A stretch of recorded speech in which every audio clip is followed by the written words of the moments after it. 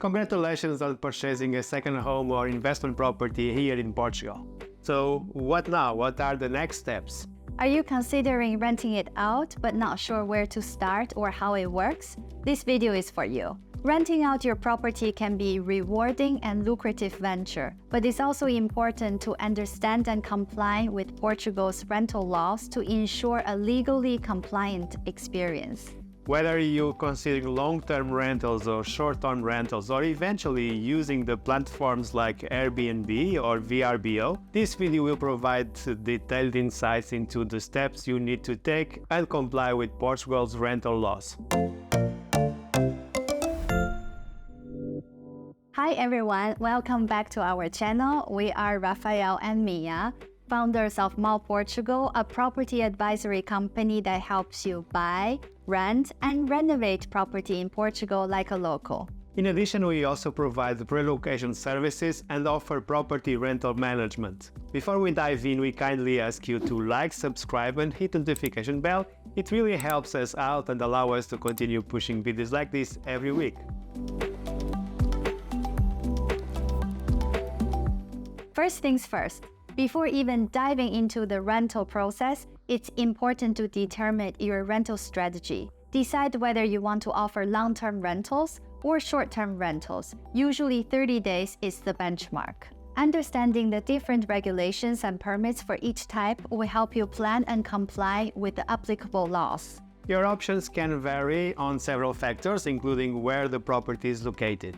For example, we often have clients come to us saying they want to buy a property in the center of Lisbon and then Airbnb it. Unfortunately, it's not that simple and a lot more goes into the rental process than you may think. So let's break it down by each option.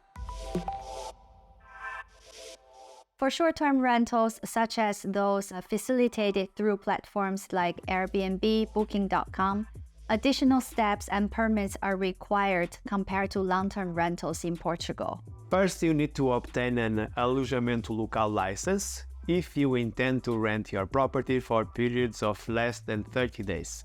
For this license, you start the process online at the website of Balcão Único Eletrónico. Then the local municipality where your property is located has 10 days to announce their decision.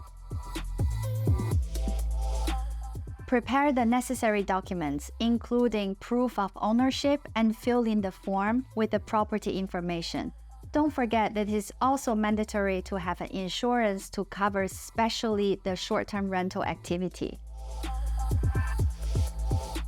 Ensure that your property has a license of use and meet the specific standards set by the local municipality. This may involve safety inspections.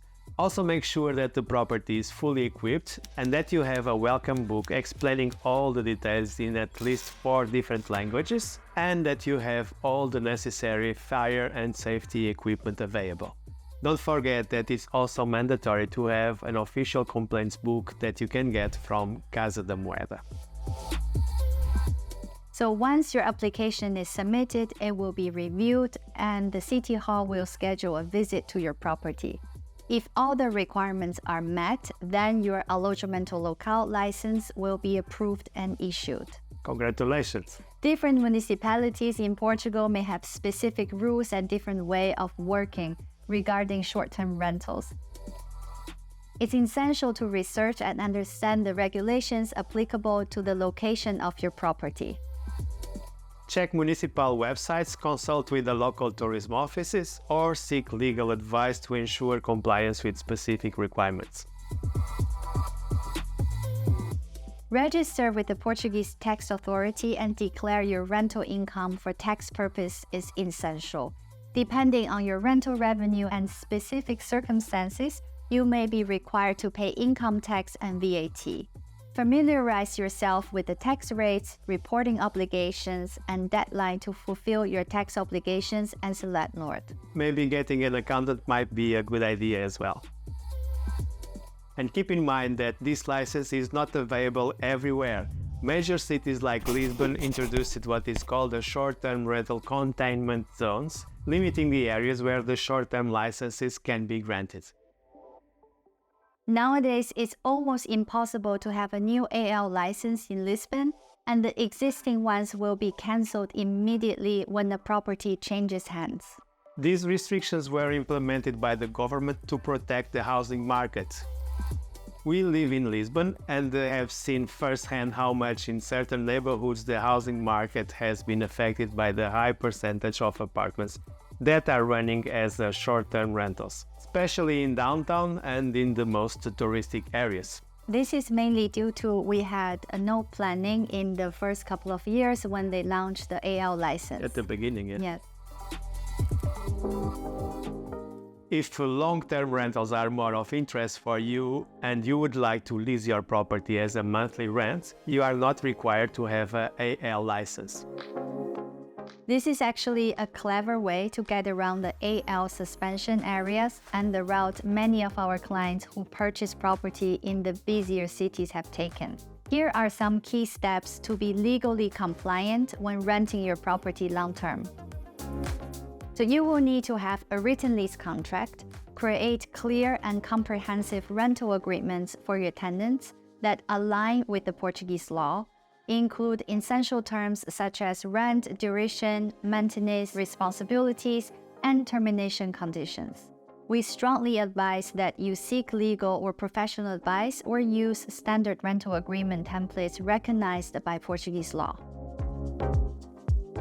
As a rental property owner, you must obtain a NIF number, Número de Identificação Fiscal, and register the lease online with the Portuguese Tax Authority. This registration is mandatory and ensures you are complying with the tax obligations. To learn more about what Portuguese NIF number is and why do you need one, make sure you watch this video where we link down below that will dive deep on everything you need to know about the Portuguese NIF number.